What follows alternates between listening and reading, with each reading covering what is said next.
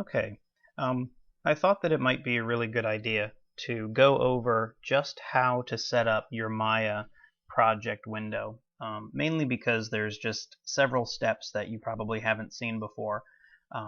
And we know that when we're working on computers that more than one person is going to be working on, we'll probably be running into issues where people have changed the settings, and so learning how to put those settings back the way that we really want to, and making sure that all of those settings are set properly, is probably a good idea. So what we're going to do is we're going to go through all of the steps to properly set up our Maya scene based into a 32-bit preview window. Now, as you can see right now, I have everything reset back to the defaults so that we can go step by step and make sure that everything is done properly. Alright, now, the very first thing that we have to do is just open up our render view. Now you can do that either through this little button right here or go under Window, Rendering, Render View. Okay. Now, nothing has been rendered, but that's totally fine because all we want is to right-click here, come down to Display, and first change from our 8-bit to our 32-bit float point, meaning we want to render HDR images. Now I'm going to click on that, and of course, because this is something that Maya needs to restart, I'm going to go ahead and pause this and then open the program back up. So I'm going to close this program and then I'll restart. Okay, so I restarted the computer, or excuse me, restarted the program, and now we're ready to go. Okay, so I'm going to jump back to that same little window. I'm going to right click on it. I'm going to go to Display. Okay, and now I'm going to come down to my color management. Now there is another way to get to it, but this is the easiest way. Since we're already getting into the habit of doing that, just remember that color management is right there. Now you'll notice that right now the image default color profile and what it's showing us is both sRGB. Now remember, sRGB is the gamma corrected type of image file. Now when we start rendering our HDR images will not be gamma corrected, which is exactly what we want. But in order to do that, we have to go through a couple of extra steps. So I'm just going to shrink down the render view for now. Okay, and now we're going to go into our render settings. Okay, so inside of my render settings, okay, so the first thing that we need to do is we need to make sure that Enable Color Management is turned on. Now, because of the way that we're doing this, we have to make sure that our input stays sRGB and that we're going to render out linear sRGB.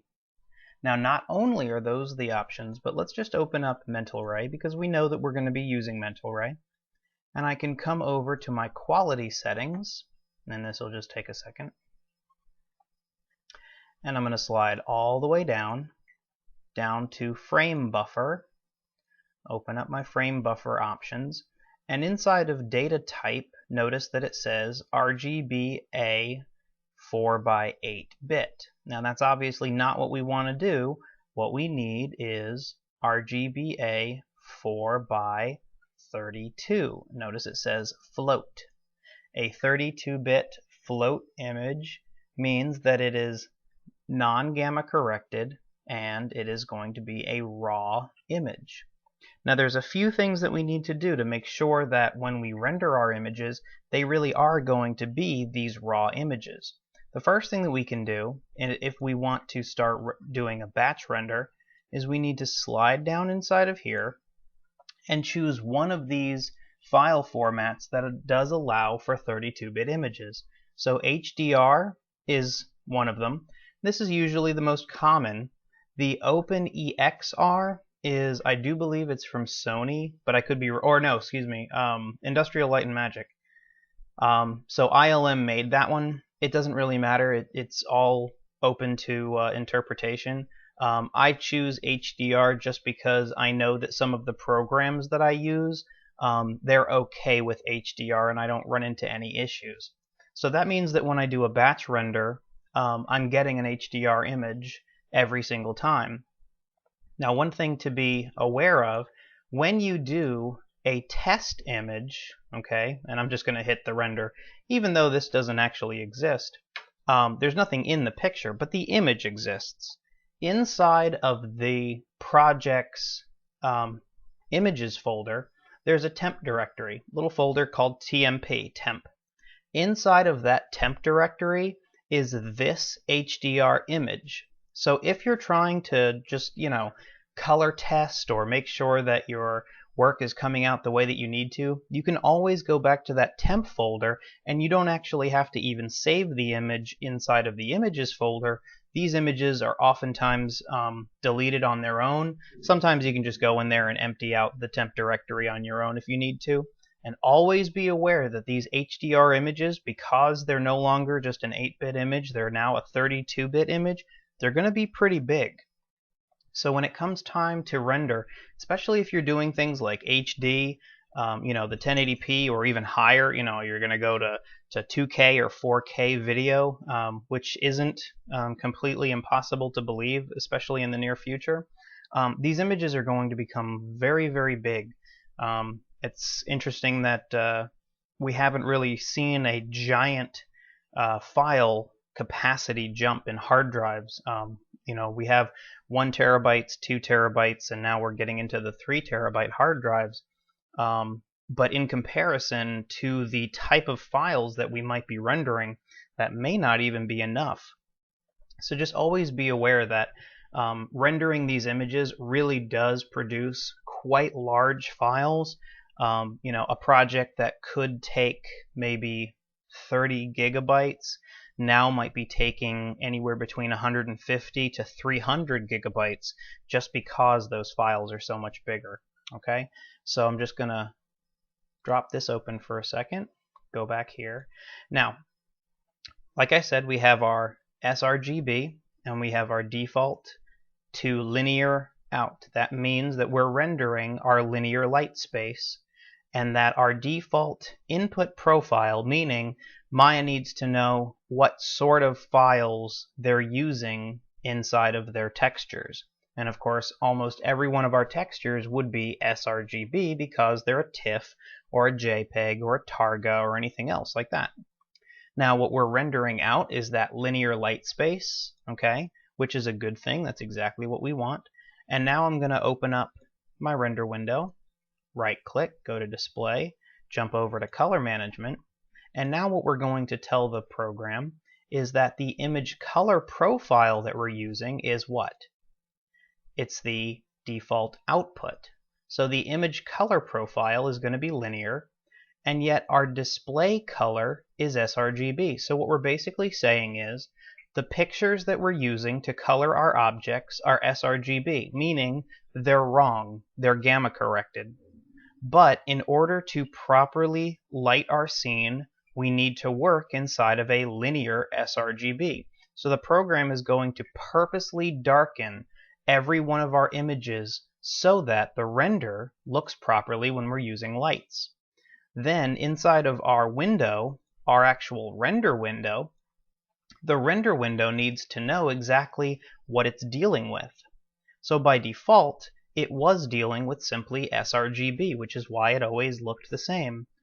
What we need to do is we're changing the image type that we're making to a linear, but we're asking to see it as though it's sRGB. Why are we asking to display it as an sRGB? Well, because every single monitor that you ever look at cannot show you linear. And this is the whole workaround. This is the way that we can use light, the way that light should really be calculated, and see the images the way that we really expect. Okay, so just to recap, these are the steps we need to take. So from default, we first open up our two windows. We have our render settings and our render view. We make sure that we are displaying 32-bit images. That requires a restart. Jump over to our color management, and this is the sort of circular pattern. We turn on Enable Color Management. We make sure that sRGB is turned on for the default input. We make sure that the output is linear sRGB. And then to see the images properly on our render view, the image color profile is linear sRGB, and the display color profile is sRGB, which is great because that means that with an HDR image, we're fully capable of adjusting the exposure just like if we were a photographer shooting in a raw image format. Okay, so that's it, and we will be able to work properly and get our realistic lighting with those settings. Okay? Okay, so one last step for the linear light space. Biggest issue that we're looking at right now, remember, is that we're dealing with centimeters. And so if we get really close to this object and I say create a NURB sphere, this is a tiny little sphere. It's very, very small. Why is it so small? Well, the first reason, if we go under display, you'll see that our default settings, the length and width, oftentimes I think would be about 10, and this would be about 1. So if we were to reset it, this is usually how you see the world, and when you make a sphere it looks just fine. Well, what happens is we're dealing in 10 centimeters, and this little object is 1 centimeter. This is barely the size of a bead that goes on a child's necklace. It's just too small. So what we need to do, and I'll just back up so you can see how this changes, is simply underneath display, grid, go to the option box, and I'm going to change the length and width. I'm going to make the first length and width 10,000, and I'm going to make the grid lines every 100 units. So what is a centimeter times 100? It's 1 meter. And then we have a 10,000 length, which allows me to have quite a large space. Now if you want to, you can change this over to 1,000, which will give you this. This is what looks very much like your original one, but you'll just notice that the final result is a very, very tiny little speck on the ground. Believe it or not, this is accurate, because if we're looking at a meter stick from this point to that point, that's 1 meter. And it's a good idea to just keep things like this. Don't worry about changing the actual scaling units inside of Maya's options. Like, you could go from inches to feet to centimeters to meters, but this is just a really quick way of dealing with this, and it's fairly easy to convert something from feet over to meters. But this is the right scale that we're really working in. And if we are going to work with the proper scale, that means our light is going to decay across space. And this is what gives us that realistic quality, or at least part of it.